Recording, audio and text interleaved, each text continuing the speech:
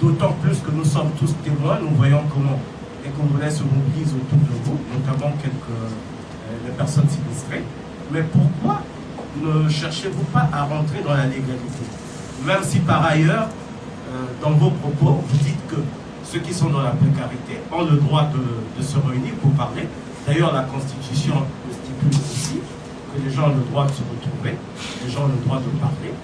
Mais puisque, en ce moment-là, on se retrouve comme un peu face à un dilemme, mais pourquoi ne pas résoudre ce problème en allant purement et simplement vous faire enregistrer au ministère de l'Intérieur ou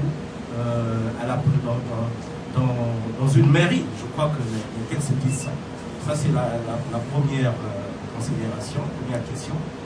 Deuxième question,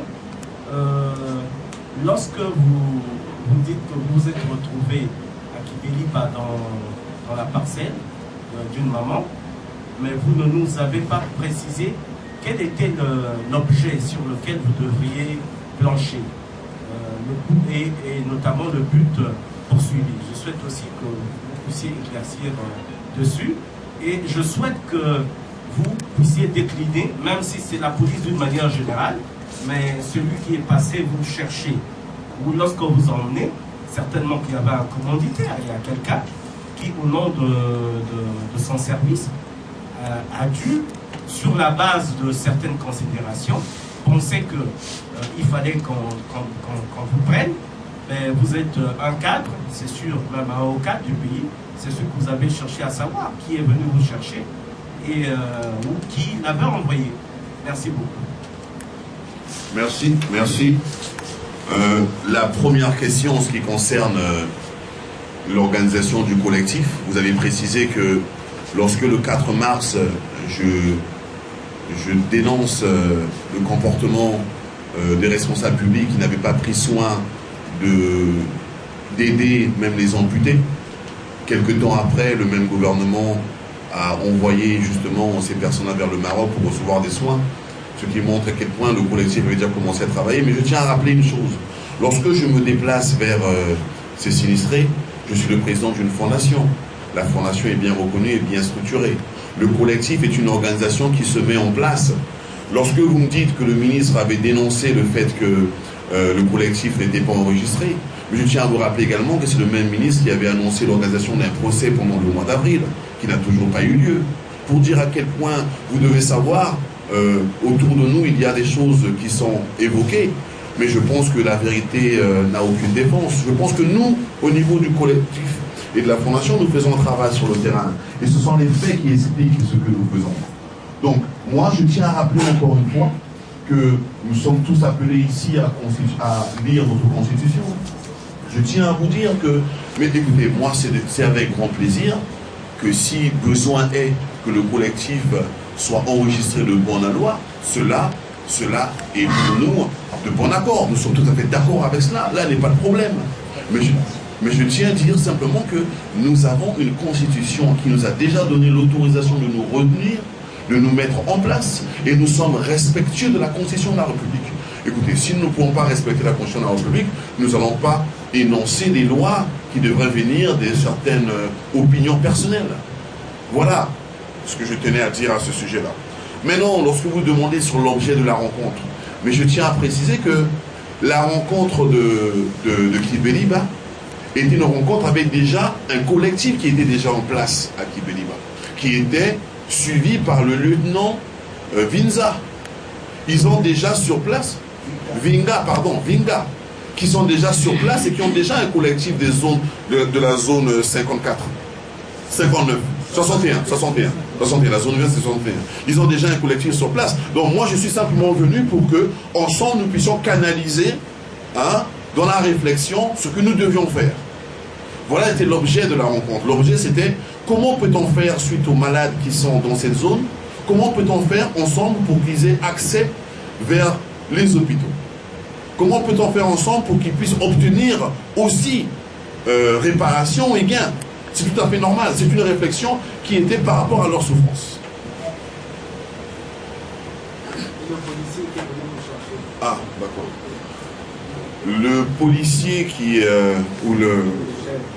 les policiers qui sont venus me chercher. Personnellement, le capitaine qui est venu me chercher, personnellement, je ne connais pas son nom, mais je crois que, évidemment, il a peut-être sûrement exécuté les ordres qui venaient de très haut. Mais je ne le connais pas personnellement, je n'ai pas son nom. Voilà. Moi, ce que je voulais rajouter, pour rester sur le plan de la Constitution, comme je l'ai dit au début, il y a eu 3 articles de la Constitution qui ont été violés. Quand vous voyez bien ce que Joe Washington venait de vous relater, il y a eu violation. Moi, je pense que nous devons rester sur ça. Et que vous, les journalistes, vous fassiez votre travail. Et ce que je voulais dire par rapport au statut de mon frère, il est président de la Fondation Ibis. La Fondation est une fondation de proximité. Je pense que ça veut dire son pesant d'or. Une fondation de proximité. Donc, on est au quotidien avec les populations, là où il y a un problème. Donc, on n'est pas cloîtré dans notre siège, non. On est avec les populations. Et ce que nous avons vu, personnellement moi, ce que j'ai vu dans les jours, ce que j'ai vu dans le comportement des policiers, c'est ça qui m'est dit. Au-delà de l'arrestation de mon frère. Au-delà. Et c'est ça, parce que tout Congolais, mais en général, tout être humain a le droit au respect. Joe a été traité comme un voleur, comme un vulgaire personnage. Comme un vulgaire, je dis bien. Et je pense que ça peut m'arriver aussi. Ça peut vous arriver aussi. C'est sur ça que j'aimerais qu'on se mette à réfléchir. Je vous remercie. Oui, il y a le micro là-bas. Il y a le micro. Moi, c'est Jonas Mouane. Moi, je voulais savoir, après ce que vous avez subi en prison, après tout ce que vous avez subi, les humiliations que vous avez subies en prison, que comptez-vous faire? Merci. Vous savez, ma modeste personne ne représente pas la souffrance de toutes les personnes que j'ai vues. Je suis resté en prison pendant toute une journée, une nuit. Et ceux qui sont là-bas pendant des mois et des mois, pendant des jours et des jours, je pense à eux. Et je remercie mon frère qui a abordé cela. Ma conviction, elle est grande.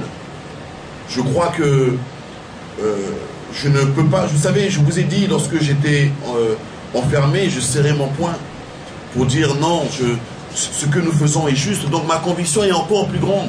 Parce qu'aujourd'hui, j'ai compris que, dans le fond, si nous battre pour aider la population qui souffre est un crime, j'accepte d'être un criminel. J'accepte de souffrir parce que notre cause est juste.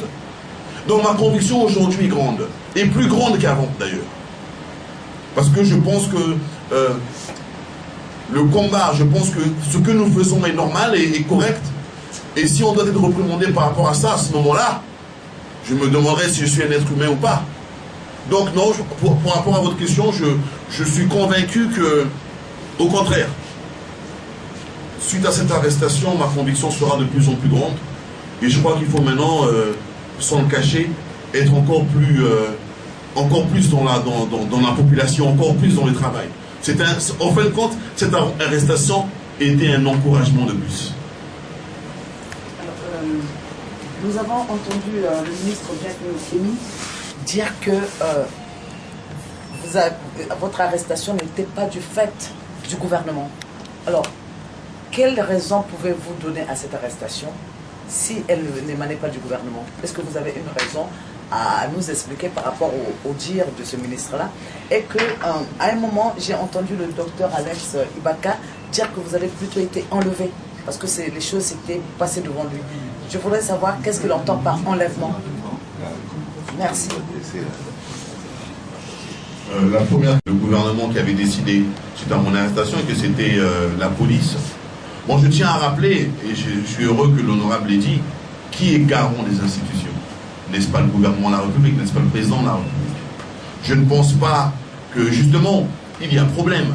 Si la police peut se permettre de prendre des citoyens comme ça, suite à leur coup d'humeur, Nous sommes dans un pays donc, dont le gouvernement n'a pas le contrôle. Je suis choqué de voir qu'il m'est arrêté sans raison. Je pense simplement que lorsque Monsieur le ministre dit que le gouvernement n'était pas informé, je tiens à rappeler quand même que les déclarations que nous faisons sont en relation avec ce que nous vivons. Et malheureusement, le gouvernement ne prend pas la responsabilité des sinistrés au sérieux, dans la mesure où ce sont les revendications justes des sinistrés que nous essayons de dénoncer et de trouver des solutions. Voilà, sur ce point, je pense que personnellement, le gouvernement est bel et bien responsable de tout ce qui se passe au Congo. Et même si de près ou de loin, on dira que ce n'est pas le gouvernement, mais tout Congolais qui est privé de liberté implique, qu'on le veuille ou non, les institutions de la République qui ne font pas leur travail.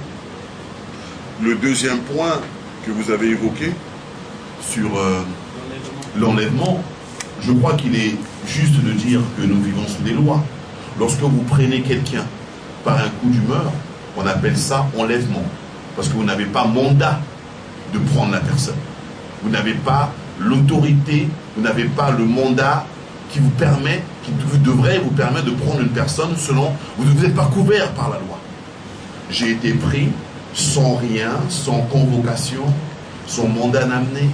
Ce sont des policiers qui m'ont dit, nous vous prenons, prenez-le. D'ailleurs, lorsqu'ils vous disent cela, ils sont au téléphone. Vous voyez, vous l'avez tout dire. Ils sont au téléphone. Ah oui, c'est bon. Et voilà, c'est ce genre de coup d'humeur. Donc pour moi, c'est un enlèvement, oui, en bonne et due forme. Gloire à Dieu, j'ai été emmené dans un commissariat de police. Mais je crois que justement, ce sont des lois qui ne sont pas respectées.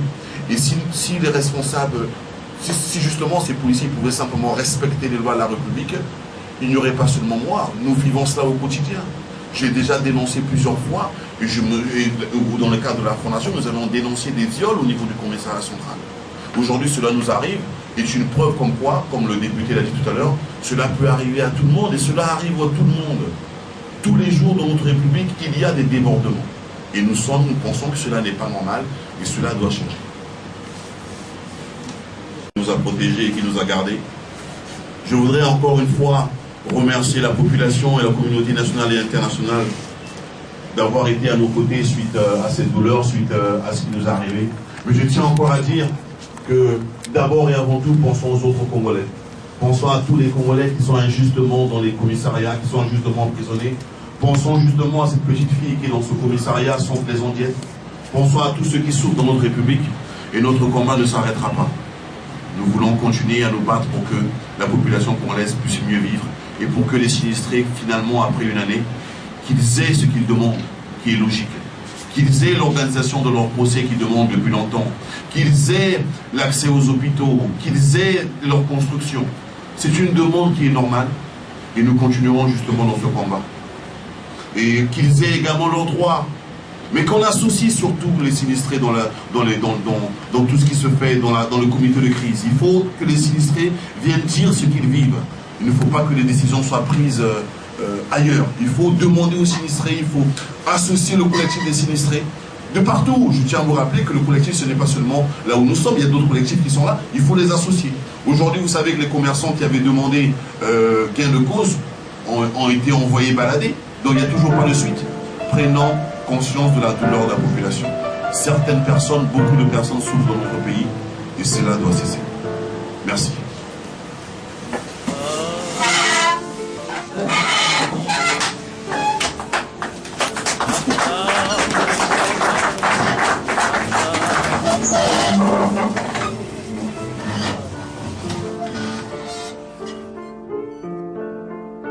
Ozali kaka na monoko moko, ozali se na maboko mibale, ozali kaka na makolo mibale, bamema koko na yo na bowumbu, na masuwa ya mai ya mungwa.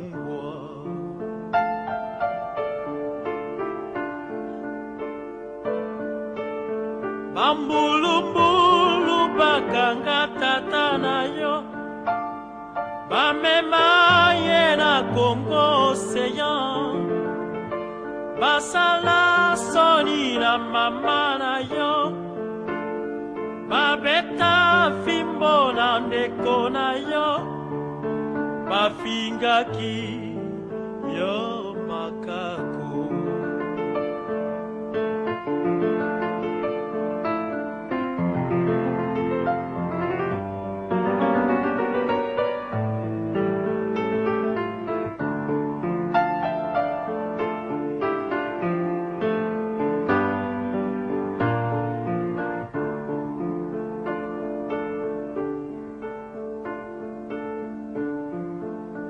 Oyebi kosala bwatu kasi masuwa te. Oyebi kosala nanu pepo te. Oyebi kokende nanu na sanza te. Na mboka okotambola makolo ngulu. Na ndako ozali nanu na mwinda te.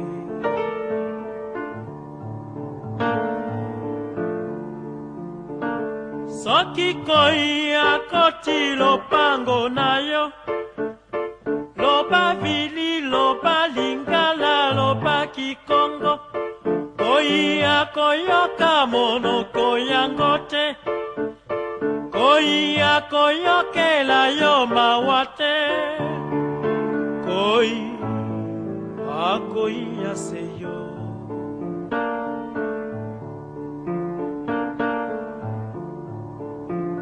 Soki mopaya beti bunduki, moko akokufa mosusu akotsoka, okomona mota.